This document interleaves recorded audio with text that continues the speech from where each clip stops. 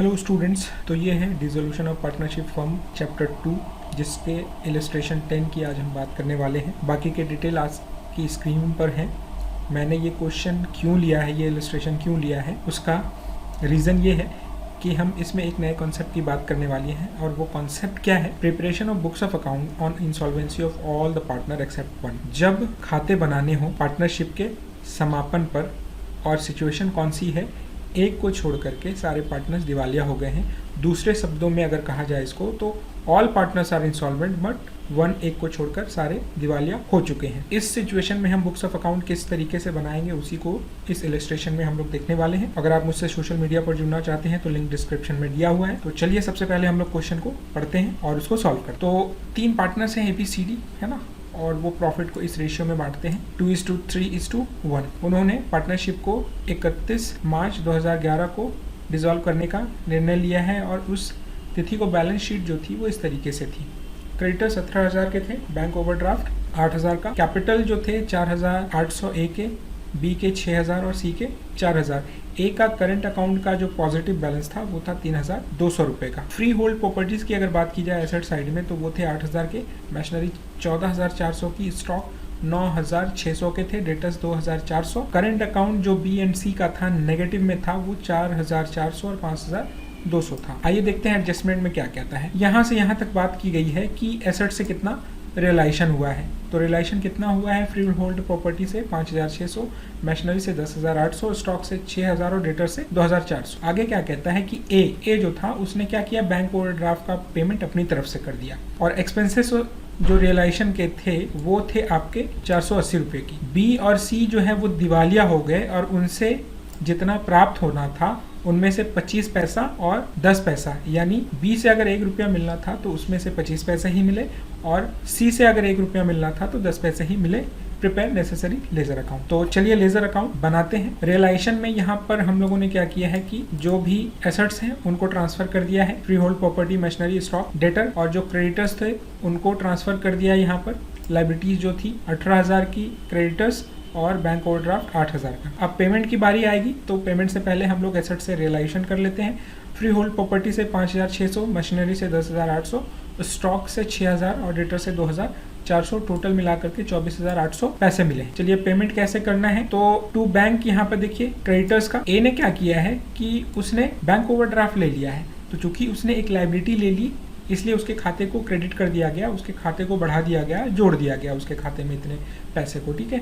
और क्रेडिटर्स के बारे में कहीं पर भी कुछ नहीं कहा गया है और एज पर रूल हम लोग जानते हैं कि जब एडजस्टमेंट में कहीं भी कुछ मेंशन नहीं हो लायबिलिटीज के बारे में तो हम लोग क्या करते हैं, बुक वैल्यू पर ही उसका पेमेंट रिकॉर्ड करते हैं। बैंक जो था रियलाइजेशन एक्सपेंसेस का वो था आपका 480 रुपये का। अगर दोनों साइड को हम लोग बैलेंसिंग कर दें तो जो लॉस है वो आती है 10,080 रुपए की। और जो रेशियो इनका दिया हुआ है उस रेशियो में बांटने के बाद ए को 3,360, बी को 5,040 और सी को 1,680। अब देखिए अब यहाँ से इंटरेस्टिंग कहानी शुरू होती है कि जब एक ही बेचारा बच जाए जो दिवालिया नहीं हुआ है, बाकी सारे दिवालिया हो गए हैं, तो खाते किस तरीके से बनाए जाएंगे उसी पर अब मेन डिस्कशन शुरू होने वाला है। अगर आपने वीडियो को यहाँ तक देखा है तो आगे इसके प्लीज मत करिएगा, नहीं तो आपको समझने में दिक्कत होगी। तो हम लोगों को पता है कि ABC का जो कैपिटल का बैलेंस है वो पॉजिटिव है, तो उस पॉजिटिव बैलेंस को बैलेंस BD के नाम से हम लोगों ने क्या किया, यहाँ पर लिख दिया है A, B एंड C के 4,800, 6,000 और 4,000 बाय करंट अकाउंट। जो करंट अकाउंट का पॉजिटिव बैलेंस था किसका, A का,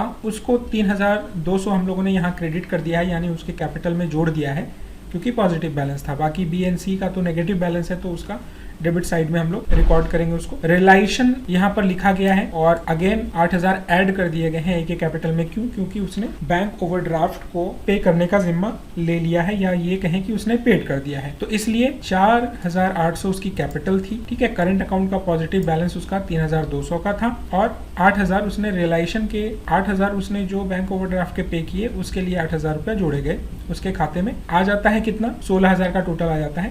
अब हम लोग B और C की बात कर लेते हैं। तो B का अगर आप देखें तो उसका जो करंट अकाउंट का नेगेटिव बैलेंस है वो 4,400 है, C का 5,200 है, ये दोनों लिख दिए गए। रियलाइजेशन के जो एक्सपेंसेस है वो तीनों में बटे हैं 3,360, 5040 और 1680, तो तीनों के खाते से घटा दिए गए हैं, डेबिट कर दिए गए हैं। अब यहाँ पर कुछ भी ऐड और लेस होना बचता नहीं है बी एंड सी के लिए। तो अब जो कहानी मैं बताने वाला हूँ आपको वो अब आ चुकी है। देखिए यहाँ पर क्या हो गया है, अगर बी की कैपिटल से हम लोग शुरुआत करें, इस साइड अगर आप देखेंगे अभी यहाँ का ये जो ट्रीटमेंट है वो सब अभी आपको नहीं देखना है। ये यहाँ तक, इधर डेबिट में ये सब और क्रेडिट में ये सब यहाँ से जो है वो नहीं देखना है, उसके कैलकुलेशंस में आपको जस्ट समझाने वाला हूँ। तो बी का अगर कैपिटल देखें तो क्या है वो कि 4400 नेगेटिव बैलेंस है उसकी करंट अकाउंट की, और 5040 रुपए के क्या है उसके रियलाइजेशन के लॉसेस हैं। दोनों मिला करके 9440 ग्रॉस नेगेटिव बैलेंस उसका आता है। लेकिन पॉजिटिव कैपिटल है तो उसको अगर बैलेंस कर दिया जाए, इसमें से निकाल दिया जाए तो कितना आ जाता है आप देखेंगे। यहाँ पर 9440 में -6000 कर दिया जाए तो ये आ जाते हैं 3440, यानी अभी भी 20 से 3440 रुपए लेने थे। लेकिन यहाँ पर एडजस्टमेंट में क्या कह दिया है देखें कि बी से कितने पैसे प्राप्त हुए, रुपये में 25 पैसे यानी 25%। तो उस हिसाब से उससे कितना पैसा आया, 860 रुपया, जिसको यहाँ बैंक के नाम से लिख दिया गया। अब आगे चलें सी पर, तो यहाँ पर भी आप देखेंगे कि अभी यहाँ तक की बात नहीं करनी है सी के लिए भी। तो सी का क्या है कि 5200 नेगेटिव बैलेंस है करंट अकाउंट का, और रियलाइजेशन का जो लॉस है 1680, दोनों मिलाकर के हो जाते हैं 6880। तो अभी भी कैपिटल जो है वो बैलेंस नहीं हो रहा है, कमी आ जा रही है। कितने की कमी आ जा रही है वो आपकी 6880 में अगर 4000 माइनस कर दिए जाए तो अभी भी सी को 2880 लाने हैं। लेकिन एडजस्टमेंट में लिखा हुआ है कि वो कितना ला पाए, 1 रुपये में 10 पैसा ही ला पाए, यानी 10%, यानी 2880 का वो 10% ही लेकर के आया 288 रुपये। तो ये भी इसके खाते में जोड़ दिया गया। लेकिन अभी भी उसके बी और सी के कैपिटल की कमी आ जा रही है। कितनी कमी आ जा रही है, बी की 2580 की और सी की 2592 की। तो अब जो बचा है उसी को सारा बेयर करना पड़ेगा, क्योंकि पार्टनरशिप फर्म के लिए जो पार्टनर्स हैं वो एक है, उनका कैपिटल एक है। तो यहाँ पर क्या होगा देखिए कि ये जो कमी है बी एंड सी की वो किसको बेयर करनी पड़ेगी, वो बेयर करनी पड़ जाएगी ए को। इसलिए ए के कैपिटल से बी का जो कमी है 2580, बी के कैपिटल में जो कमी आई है वो उसके खाते से लिए गए। सी के कैपिटल में जो 2592 की कमी आई है वो उसके खाते से ले लिए गए हैं, और तो इनकी कमी जो पूरी कर दी ए ने, यहाँ पर बाय एज कैपिटल होगा यहाँ पर, तो वो उसको उसके खाते से काट लिए जाएंगे, किसके, ए से। अब बैलेंसिंग अगर ए का किया जाए तो क्या आता है, अभी भी बच जाता है 7468 रुपये जो उसको पे किए जाएंगे।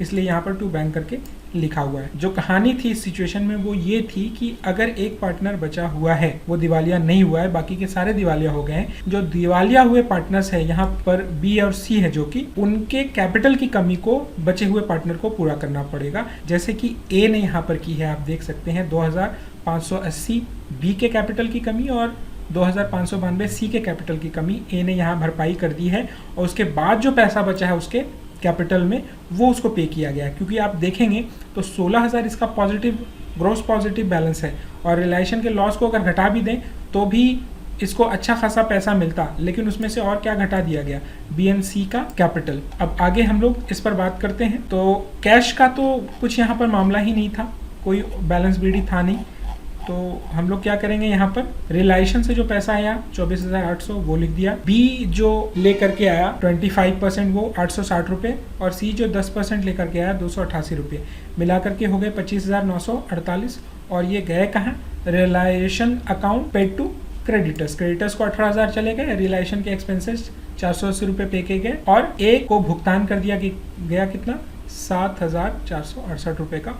और इस तरीके से बैंक के दोनों साइड का टोटल बराबर हुआ, यानी कि हमारा क्वेश्चन सही है। तो बहुत ही ज़्यादा कुछ हार्ड एंड फास्ट नहीं था, एक नए कॉन्सेप्ट की बात इसमें की गई थी, इसलिए मैंने ये क्वेश्चन आपको एक्सप्लेन करके दिया। आई होप कि आप पूरा समझ गए होंगे, और अगर कहीं कोई दिक्कत हुई होगी तो हम लोग क्लास में इस पर बात कर सकते हैं। तो वीडियो को अगर आपने पेशेंसली पूरे अंत तक देखा है तो थैंक यू वेरी मच। मिलते हैं नेक्स्ट वीडियो में।